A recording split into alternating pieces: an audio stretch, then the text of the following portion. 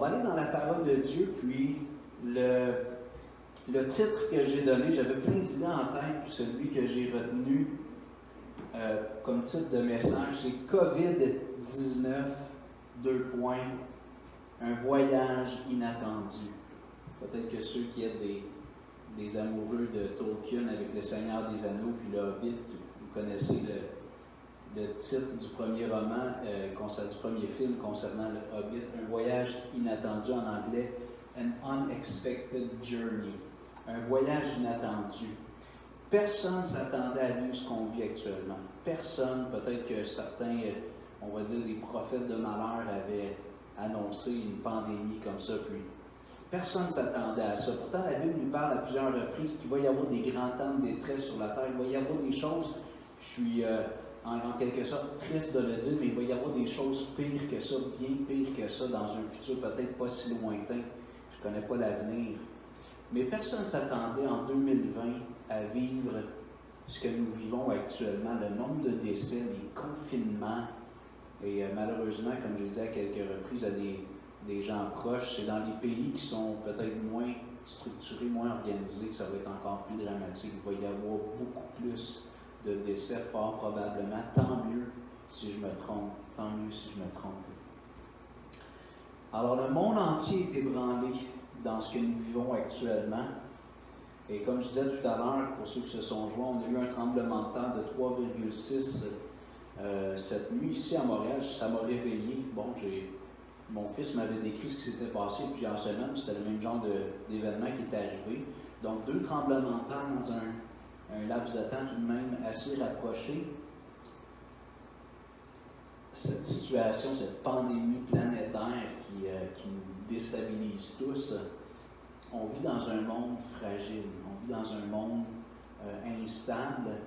Pas seulement les êtres humains sont instables, mais la nature est instable. Les phénomènes naturels nous déstabilisent actuellement de façon unique pour la plupart d'entre nous qui sommes actuellement en train de vivre sur cette planète.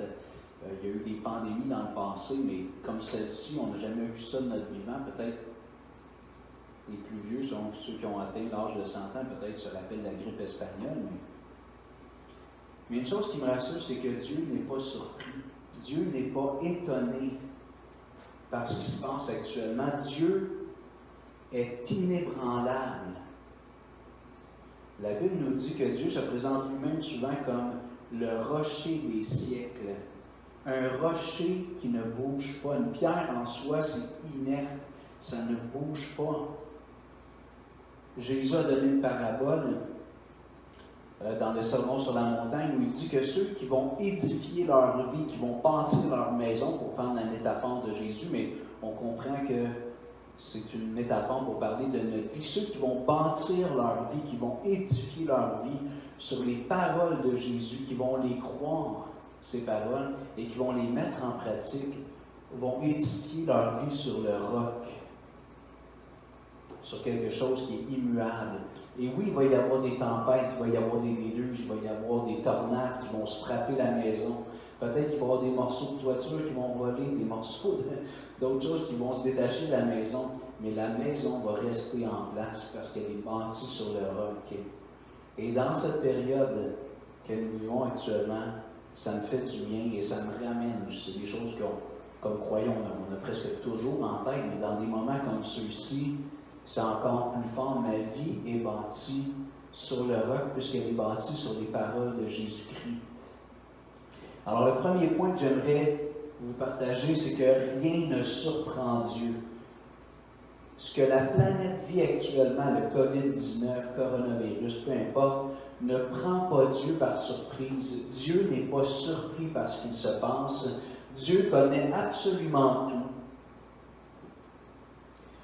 Dieu lui-même se présente comme celui qui est un éternel présent. Le nom qu'on lui donne dans nos traductions en français bien souvent pour traduire le tétragramme, le nom que Dieu a donné à Moïse lorsque Moïse lui a demandé quel est ton nom, c'est celui qui est, celui qui vit éternellement, et on le traduit par l'éternel dans nos Bibles en français bien souvent. Dieu est atemporel, Dieu est au-dessus du temps. Dieu a créé le temps. Des fois, j'ai cette image un peu d'un chef cuisinier qui développe une nouvelle recette, puis à un moment donné, il met du sel, il met des épices dans la soupe. Et Dieu, en créant l'univers, à un certain moment donné, Dieu a ajouté le facteur temps dès le début, dans notre cas. Mais Dieu est atemporel, il est au-dessus du temps. Et comme on l'a vu la semaine passée, Dieu contrôle pleinement les temps et les circonstances. Dieu est le maître absolu des temps et des circonstances. Si nous sommes surpris, ébranlés, déstabilisés par ce qui se passe, Dieu ne l'est aucunement. La Bible nous dit aussi que Dieu connaît tout, Dieu est omniscient, rien ne le surprend. Rien ne surprend Dieu, rien ne l'étonne. Dieu connaît le futur, il connaît absolument tout. Et des fois, j'aime prendre l'image, j'aime les mathématiques. Puis souvent en mathématiques, on utilise la ligne du temps lorsqu'on fait des calculs, puis on veut introduire les nombres négatifs, entre autres. Mais ma vie, moi, comme être humain, elle est comme sur une ligne qui est à 2 dimensions, une ligne du temps qui avance. Puis je suis né en 1972 et plusieurs événements se sont produits dans ma vie. Mais pour Dieu, c'est comme si Dieu prend cette ligne du temps puis la met dans l'autre sens. Lui, il peut voir en 3 dimensions. Il y a des dimensions que Dieu voit qui nous échappent. Et Dieu voit ma vie en un clin d'œil. Et si on veut mettre l'histoire de l'humanité sur une ligne du temps, Dieu la prend, lui, puis la voit d'un coup d'œil. Dieu voit l'histoire de l'humanité du commencement à la fin en un coup d'œil. On a parlé la semaine passée aussi que Dieu permet les jours de bonheur, mais Dieu permet aussi les jours de malheur. Et on s'était laissé avec cette parole de l'Ecclésiaste, chapitre 7, verset 14. Au jour du malheur, sois heureux. Au jour du bonheur, Au jour du bonheur, sois heureux. Et on a eu plein de jours de bonheur depuis qu'on est ici. J'espère pour vous, en tout cas, moi j'ai eu plein de jours de bonheur. Mais au jour du malheur, réfléchis. Le texte nous dit, au jour du bonheur, sois heureux. Au jour du malheur, réfléchis. Dieu a fait l'un comme l'autre afin que l'homme ne découvre en rien ce qui sera après lui. La semaine passée, je vous encourageais à ne pas jouer à Dieu. Pourquoi Dieu permet la pandémie, je ne le sais pas. On peut émettre des hypothèses, mais de commencer à dire que Dieu punit l'humanité, on ne peut pas aller là, c'est pas écrit. Une chose est certaine, par exemple, c'est que ce qui est écrit, c'est que quand ça va mal, quand Dieu permet des jours de malheur, réfléchis. Prends le temps de penser au sens de la vie. Est-ce que tes priorités sont à la bonne place? Une des choses qui me fascine, puis tant qu'on ne sera pas assigné à résidence, confiné dans nos maisons ou appartements de façon rigide et ferme, on est encouragé à prendre des marches, à garder une distance de 1 à 2 mètres avec les autres personnes, mis à part les membres de notre famille. Et c'est bien, il faut suivre ces directives-là si on veut enrayer, éviter le plus de décès possible. Mais ce que je trouve fantastique, c'est que j'ai jamais vu autant de couples, des couples en particulier, mais des familles, des petites familles, marcher ensemble. Lynn et moi, on prend 2 marches par jour en moyenne, 2,5 km, ça fait du bien avec notre chien. On bouge un peu, on prend l'air, mais on croise des gens. Et moi, je fais cette marche-là toute l'année, une fois par jour en moyenne. Puis, je vous garantis, je n'ai jamais vu autant de personnes que ça dans la rue. Ils n'ont pas à se rassembler. On écoute les consignes. Quand on va dans les commerces, vous l'avez probablement expérimenté. Même les gens respectent un bon 2 mètres souvent lorsqu'on fait la file pour rentrer. Mais dans ces jours de malheur, ça nous ramène aux choses essentielles. Entre autres, la famille. Les gens qu'on aime, les gens qui sont près de nous. On prie pour que nos bien-aimés, nos parents, grands-parents qui sont plus âgés, 70 ans et plus, dans la soixantaine, on prie qu'ils ne soient pas infectés, on les aime. Même si en tant que croyants, puis eux-mêmes croyants, on sait qu'ils vont vers quelque chose d'heureux avec Dieu. On ne veut pas que les gens attrapent la maladie comme ça, puis qu'ils meurent dans une genre d'asphyxie, avec des problèmes respiratoires. Ce qui paraît totalement inusité aux hommes ne prend pas Dieu par surprise. Je martèle. Et j'aimerais vous inviter à tourner, à aller dans vos Bibles, dans Genèse, chapitre 18, un passage que j'aime beaucoup. Genèse, chapitre 18, versets 13 et 14. Je pense qu'on va les avoir ici, à l'écran. Merci beaucoup. Alors peut-être que vous ne pouvez pas le lire. Est-ce qu'on peut grossir les caractères? Non? Mets-le même plus gros, s'il te plaît, parce que vraiment... Oui, c'est bon ça, merci. Alors, Genèse 18, versets 13 et 14.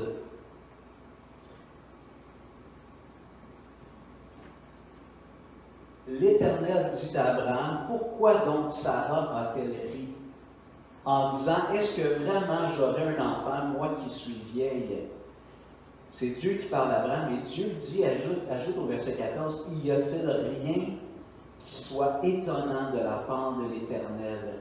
Au temps fixé, je reviendrai vers toi à cette même époque, et Sara aura un fils. » Quelle réplique, quelle parole du Seigneur au verset 14, « Y a-t-il rien qui soit étonnant de la part de l'Éternel? » Et je vais revenir sur le texte, mais ce que j'aimerais nous encourager à faire comme croyants, comme chrétiens, comme gens qui croient en Dieu, ce Dieu de la Bible, ce Jésus de la Bible, c'est de s'attendre dans ces moments inusités, surprenants, de s'attendre à ce que Dieu fasse des choses merveilleuses.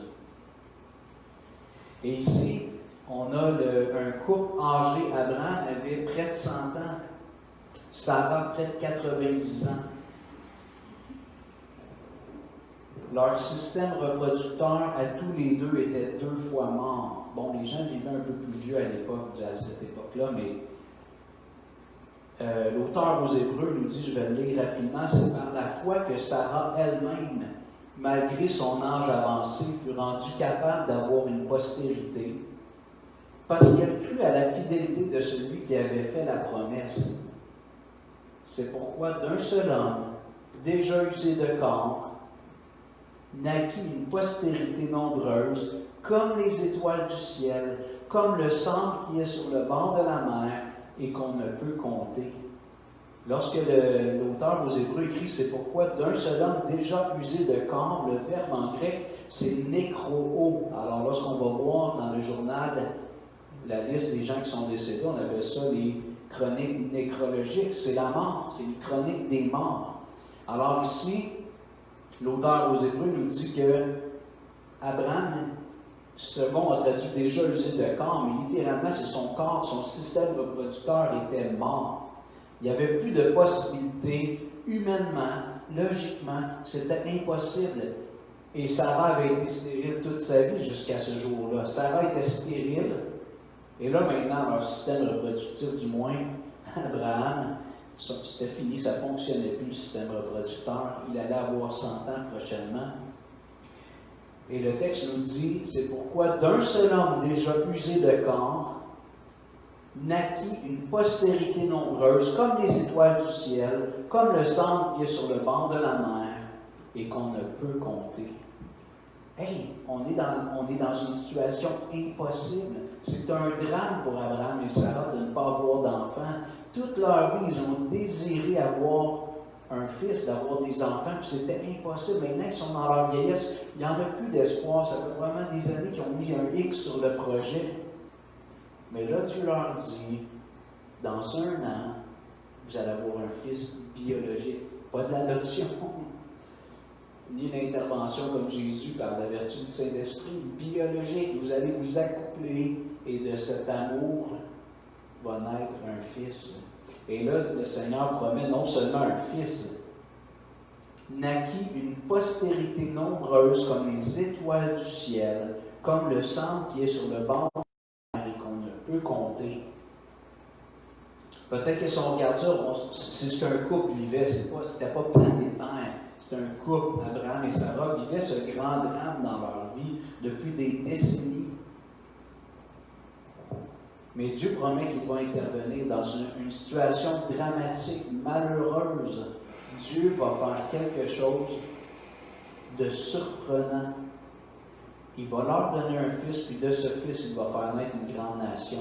Et aujourd'hui, 3500 ans après cette promesse, on a le peuple d'Israël qui existe encore, malgré le fait que, je ne veux pas prendre de parti pris, mais l'histoire nous en parle, la nation d'Israël, combien de nations ont essayé d'exterminer les Juifs à travers l'histoire? 3500 ans plus tard, de cette intervention divine, existe encore un peuple qui sont plusieurs millions, malgré le fait qu'on en a tristement sacrifié 6 millions durant la Deuxième Guerre mondiale. Ils ont repris leur nombre, mais probablement qu'ils sont plus nombreux maintenant. Dieu est fidèle et à travers des situations dramatiques, Dieu peut faire des merveilles inattendues. Et cette semaine, c'est ce qui a rempli mon cœur et mes pensées bien souvent. Dans cette situation dramatique pour la planète tout entière, Dieu peut faire sortir des merveilles. Et pour ma part, un des grands drames de l'humanité avant le coronavirus, plusieurs l'ont même publié sur leur Facebook, peu importe, il y a un autre virus qui fait encore plus de dommages, puis ça, bien des gens ferment les yeux là-dessus, c'est le péché. C'est la rébellion, le refus de se tourner vers Dieu, le rejet de la personne de Dieu. Ça fait bien plus de victimes, je vous garantis. Et les conséquences ne sont pas temporelles, elles sont éternelles. Alors pourquoi ne pas m'attendre à ce que durant cette période de drame humain, pourquoi ne pas m'attendre à ce que Dieu fasse quelque chose d'immense, de merveilleux, dans ma propre famille, mes proches, ma ville, Montréal, ma province, le Québec, notre pays, le Canada, la planète. Lynn a partagé, mon épouse, au début de la semaine, je l'ai repartagé sur ma page Facebook, l'histoire d'un médecin dans la trentaine, début trentaine, si je me souviens bien, en Italie, qui a assisté au décès d'un pasteur de 75 ans italien, qui est décédé du coronavirus. Mais l'exemple de foi, de sérénité, cet homme-là accompagnait les mourants. Lui-même atteint du COVID-19 en Italie. Cet homme de Dieu accompagnait les mourants. Et le médecin et toute l'équipe qui ont été témoins de l'attitude de cet homme-là ont été touchés. Et l'un d'entre eux s'est converti à Jésus-Christ. J'espère en entendre plein d'histoires comme ça dans 6 mois, 1 an, 2 ans. Que ce temps de malheur amène les hommes et les femmes à Dieu. Je vous invite à aller maintenant dans Jérémie 32. S'il vous plaît, Jérémie 32. Avec les mêmes mots, y a-t-il quelque chose d'étonnant de la part de l'Éternel? Jérémie 32, versets 17 à 22. Prenez le temps d'aller dans vos Bibles, s'il vous plaît.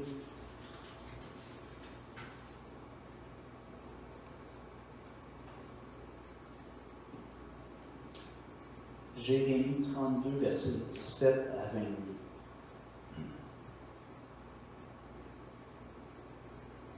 On va juste attendre, on va le mettre à l'écran pour ceux qui n'ont pas leur Bible.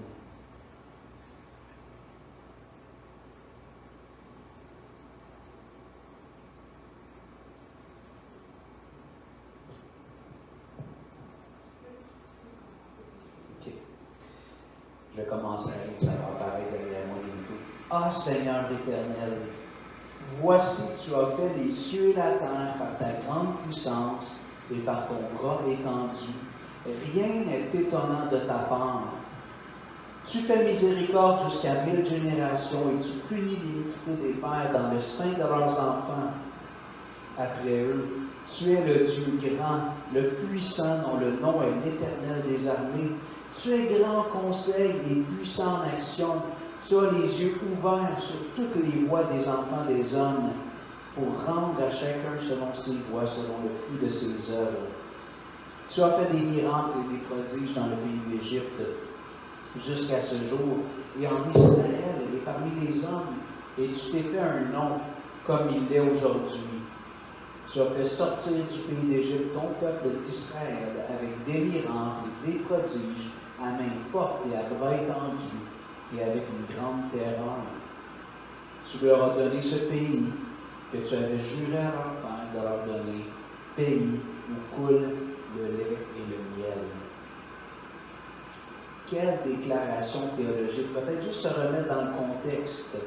Jérémie annonce que Nebuchadnezzar, la puissance mondiale, du moins l'une des puissances, les grandes puissances de l'époque, va attaquer Juda, Jérusalem, il va envahir le peuple d'Israël, puis il va en emmener plusieurs en déportation.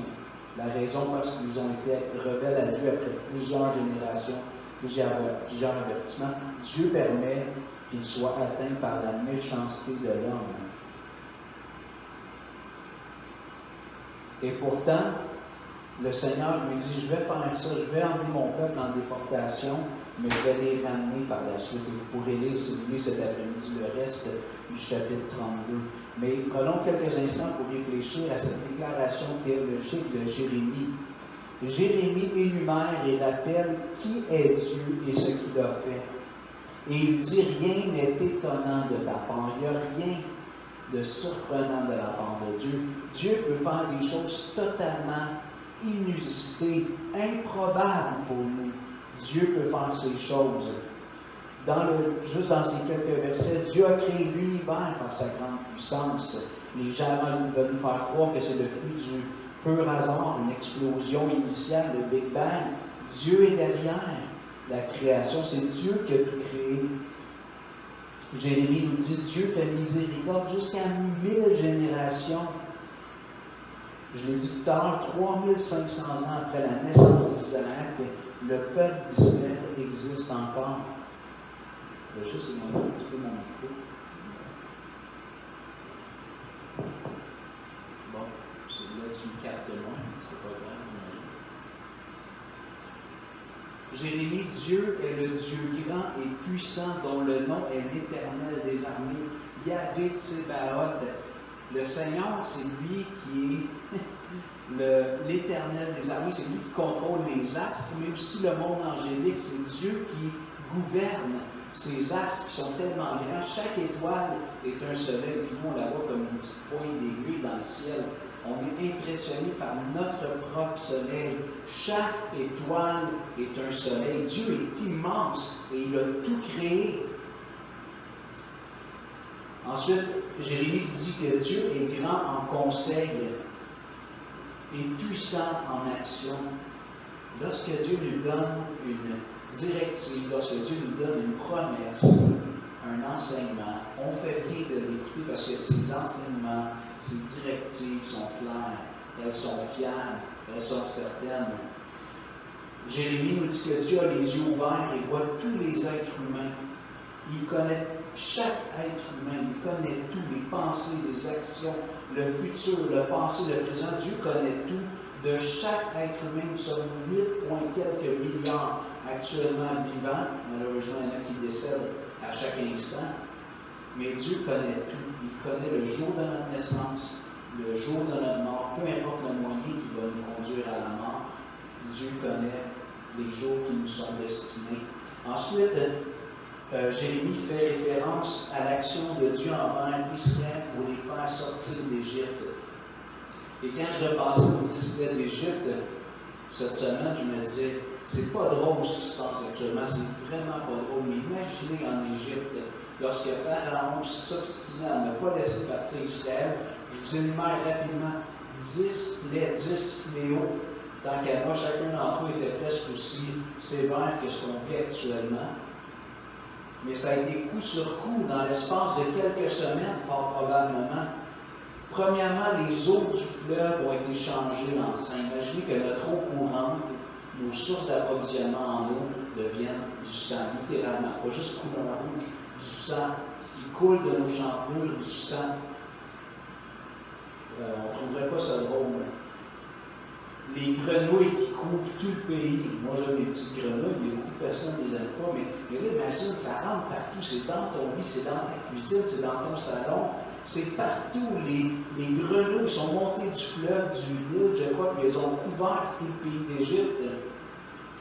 La poussière de la terre a été changée en poux, ou peut-être en moustique, peu importe, en petites bestioles qui font que ça nous démange. La poussière, il y en avait partout, dans tes oreilles, dans tes narines, partout. Des poux, des moustiques, peu importe. Les mouches qui ont dévasté le pays, je ne sais pas c'était quel genre de mouche, mais les mouches ont dévasté le pays. Les troupeaux égyptiens sont morts, leur bétail est mort. La grêle a tombé sur tout le pays. Je me souviens quand j'étais jeune, j'étais de niveau primaire, il y a eu de la grêle, c'était pas comme des balles de là, toutes les autos étaient bossées. Bon, je n'ai pas été blessé comme ça, mais c'était impressionnant. Et là, tout le pays couvert de grêle. Les sauterelles, la 8e plaie, les sauterelles ont presque consommé toute la végétation, toute la verdure, les fruits, les légumes. Ça leur poussait éventuellement, mais tout d'un coup, les sauterelles mangent tout. Une invasion de sauterelles. Ensuite, les ténèbres, la 9e plaie, les ténèbres ont couvert tout le pays pendant 3 jours. Les gens n'arrivaient pas à voir devant eux. C'était des ténèbres lourdes, épaisses. Et finalement, le grand drame dans chaque famille d'Égyptiens, dans chaque famille, le premier-né est mort. Le garçon le plus âgé est décédé. Imaginez, là, actuellement, on a quelques centaines de morts, malheureusement, tous les jours au Canada. Imaginez, dans chaque famille, en une nuit, le mâle aîné décède. J'en ai nommé 10. Mais Jérémie dit, Dieu, c'est toi qui as permis ces choses-là en Égypte pour faire sortir ton peuple. Dieu a permis ces 10 plaies. Dieu a fait venir, et même dans ce cas-là, à cause de l'endurcissement de Pharaon, ces 10 plaies.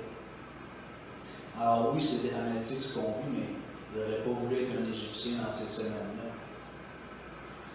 Je pense que l'événement qui est le plus surprenant dans la Bible, l'événement qui nous surprend le plus, c'est la mort de Jésus-Christ. Évidemment, il y a sa naissance, une miraculeuse conception divine, mais sa mort.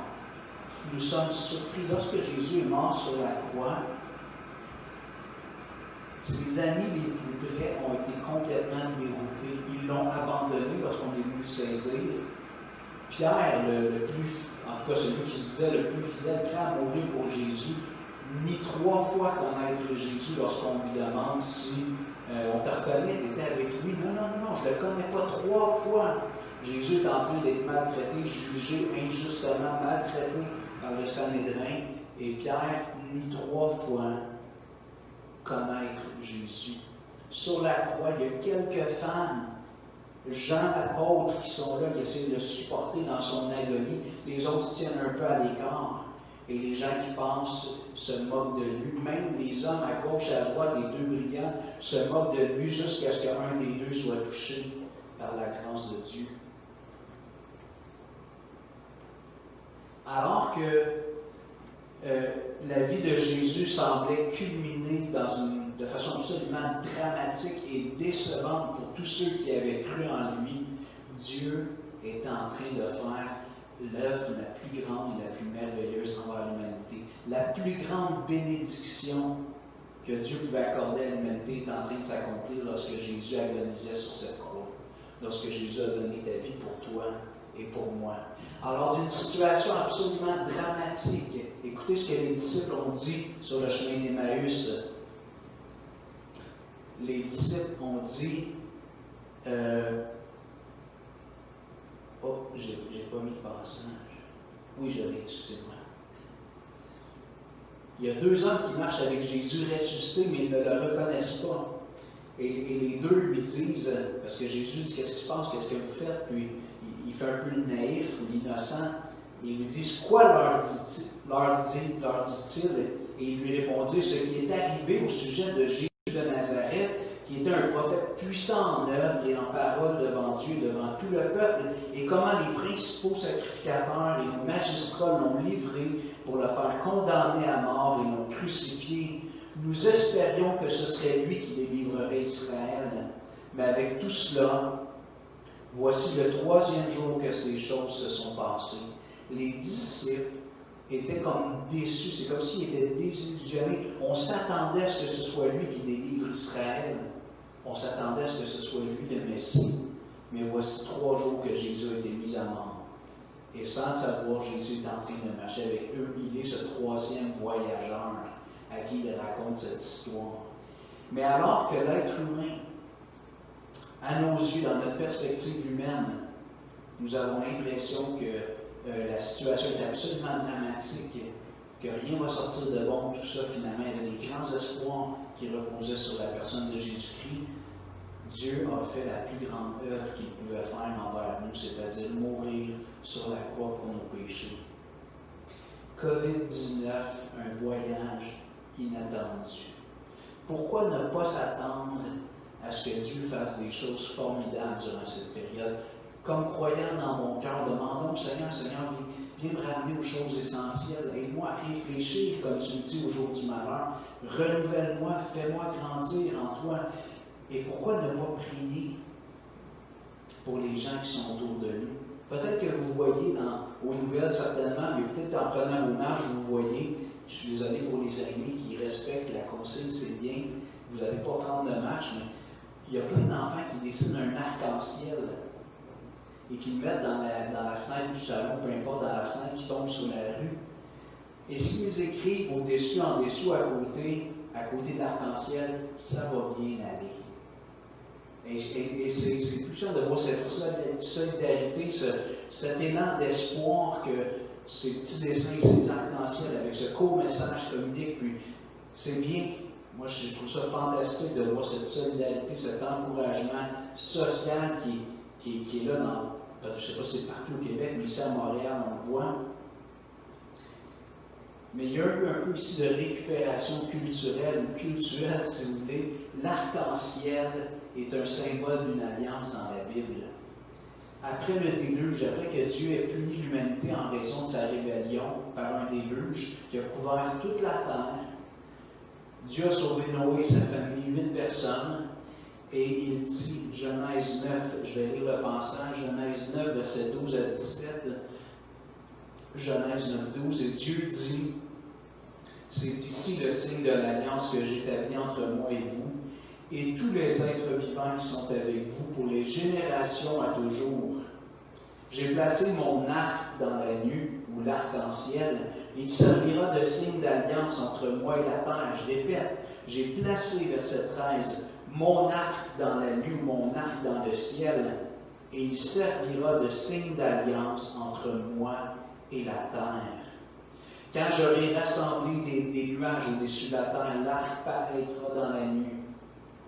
Et je me souviendrai de mon alliance entre moi et vous, et tous les êtres vivants de toute chair, et les eaux ne deviendront plus un déluge pour détruire toute chair. L'arc sera dans la nuit, et je le regarderai pour me souvenir de l'alliance perpétuelle entre Dieu et tous les êtres vivants, de toute chair qui est sur la terre. Et Dieu dit à Noé, tel est le signe de l'alliance que j'établis entre moi et toute chair qui est sur la terre. L'arc-en-ciel que ces enfants dessinent est un symbole d'une alliance que Dieu a faite avec toute l'humanité, qu'il ne détruira plus toute chair par un déluge planétaire. Dieu l'a promis. Et chaque fois qu'un arc-en-ciel paraît dans le ciel, il nous rappelle sa fidélité. Alors, sur quoi je me replie durant ce temps de malheur, ce temps d'épreuve planétaire? Je me replie sur la fidélité de Dieu. C'est sur Dieu que je veux compter. Le psalmiste dit dans le psaume 36, versets 5 à 7, « Éternel, ta bonté atteint jusqu'aux cieux, ta fidélité jusqu'aux nuages, ta justice est comme les montagnes de Dieu, tes jugements sont comme le grand abîme. Éternel, tu soutiens les hommes et les bêtes. Combien est précieuse ta bonté, ô Dieu! À l'ombre de tes ailes, les fils de l'homme cherchent un refuge. » Mon frère, ma soeur, mon ami qui écoute peut-être, je ne sais pas où tu en es dans ta foi, mais que l'on puisse se réfugier sous les ailes de Dieu durant cette période, trouver en lui le refuge, et allons un pas plus loin, attendons-nous de la part de Dieu à de grandes choses. William Carey, qu'on a appelé le père de la mission moderne, qui a été en Inde, a dit un jour, c'est devenu une phrase célèbre, c'est pas dans la Bible, c'est une parole de William Carey, je le traduis, traduction libre, « Attends-toi à de grandes choses de la part de Dieu et entreprends de grandes choses pour Dieu. » Attends-toi à de grandes choses de la part de Dieu. En anglais, « Expect great things from God, attempt great things for God. » Entreprends de grandes choses pour Dieu. Et ce que j'aimerais nous encourager à faire, nous les chrétiens dans cette période, on ne peut pas être beaucoup en contact avec les autres. Si on a une chance d'aider d'une manière ou d'une autre, tant mieux sur le plan physique, mais on n'est pas supposé être près les uns des autres. On ne peut pas aller donner quelque chose aux voisins, en tout cas. Je ne peux pas vous encourager à le faire avec les directives qu'on a. Mais pourquoi ne pas prier? Pourquoi ne pas demander à Dieu durant cette période, Seigneur, touche-moi, premièrement, transforme-moi, ramène-moi aux choses essentielles. Et Seigneur, touche, là je vais dire un gros chiffre, c'est un gros nombre. On est 8 point quelques milliards. Seigneur, touche des milliards d'êtres humains durant cette pandémie. Touche le cœur des gens, touche leur cœur. Oui, touche mes proches. Touche ma ville, touche ma province, touche mon pays, mais viens parler au cœur de milliards de personnes. Pourquoi on n'entendrait pas dans 1 an, 2 ans, 5 ans, 10 ans, 30 ans encore, les témoignages de gens qui se sont convertis, qui ont cherché Dieu, qui se sont mis à chercher Dieu. Les nouvelles générations en Occident ne connaissent pas Dieu ni Jésus. On ne leur en parle plus. On ne peut pas en parler à l'école ou à peu près pas. Les familles communiquent plus la foi à leurs enfants. C'est plus présent en Occident.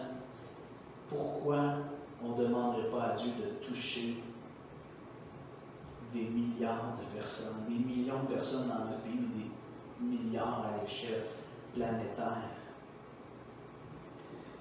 Je veux nous encourager à suivre les directives. Alors, qu'est-ce qu'on en fait durant cette période? Je vous en ai parlé la semaine passée. Écoutons les directives des autorités civiles. C'est important.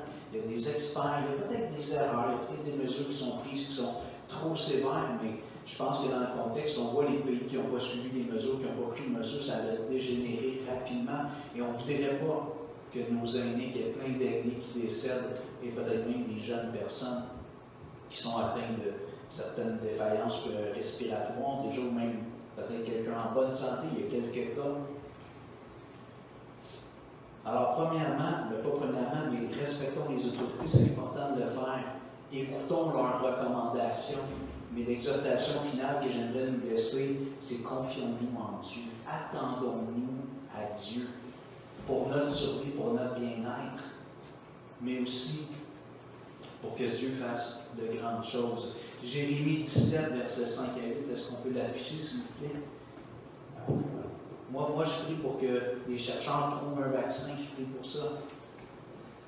Je prie pour que les chercheurs trouvent un vaccin, je prie pour les gens autour de moi qui sont plus âgés, que Dieu les protège. Jérémie 17, versets 5 à 8, un passage que peut-être plusieurs d'entre vous connaissez, le verset 7, mais ainsi parle l'Éternel, maudit soit l'homme qui se confie dans l'homme, qui prend la chair pour son appui et qui détourne son cœur de l'Éternel. Il est comme un misérable dans le désert et il ne voit point arriver le bonheur. Il habite les lieux brûlés du désert, une terre salée et sans habitants. Si je prends la chair, l'être humain comme appui, si ma confiance est dans l'être humain, voici la destruction qui arrive. Ce n'est pas de ne pas croire qu'on peut s'aider par une belle solidarité. C'est merveilleux. Ça ne veut pas dire que les médecins et les spécialistes au niveau sanitaire ne nous donnent pas des bons conseils. Il faut les suivre. C'est parfait. C'est Dieu qui donne l'intelligence. On en a parlé la semaine passée. Mais le Seigneur nous dit ultimement, ne te confie pas dans l'homme. Ne te confie pas dans l'homme. Et au verset 7, la contrepartie, béni soit l'homme, si vous permettez, béni soit la femme qui se confie dans l'Éternel et dont l'Éternel est l'espérance. Il est comme un arbre planté près des eaux et qui étend ses racines vers le courant. Il n'aperçoit point la chaleur quand elle vient et son feuillage reste vert. Dans l'année de la sécheresse, il n'a point de crainte et il ne cesse de porter du fruit. Quel passage encourageant. Confie-toi en Dieu. Fais de l'Éternel ton espérance. Et voici ce qui va se produire dans ta vie. Même quand il va y avoir une sécheresse, tu n'auras pas de crainte et tu vas continuer de porter du fruit. On est dans une période de sécheresse, de misère, de troubles planétaires. Ce n'est pas local, c'est global. Mais si je me confie en Dieu, même dans la sécheresse, mon feuillage va rester vert et je vais continuer à porter du fruit. Je Chers amis, frères et sœurs, attendons-nous à de grandes choses de la part de Dieu. Dieu n'est pas surpris par ce qui arrive. Dieu n'est pas déstabilisé. Dieu le savait. Et moi, je trouve que Dieu accomplisse de grandes choses à travers ce grand drame. Je vais terminer par la prière, puis on aura un dernier chant par la suite. Seigneur, on est devant toi ce matin avec ta parole. Merci pour ces moyens technologiques qu'on a. Durant la grippe espagnole, il n'y avait pas ces moyens. Donc, les gens, s'il y a eu des directives de confinement, les gens étaient avec la famille dans la maison, isolés, pas de contact tellement avec les gens du dehors. Merci pour ces moyens qu'on a. Je suis content de vivre en 2020, d'avoir ces moyens. Merci pour les frères et sœurs qui nous encouragent à participer à ce culte, même si les technologies, des fois, font un peu défaut. Merci pour leur fidélité. Et Seigneur, j'aimerais te demander, Seigneur, de faire de grandes choses à travers ce grand drame. Sauve des milliards d'êtres humains, touche les cœurs. Les femmes se tournent vers toi et qu'ils crient à toi, Seigneur. Dans ma famille, dans ma ville, dans ma province, dans notre pays, sauve des hommes à l'échelle planétaire. Nous te demandons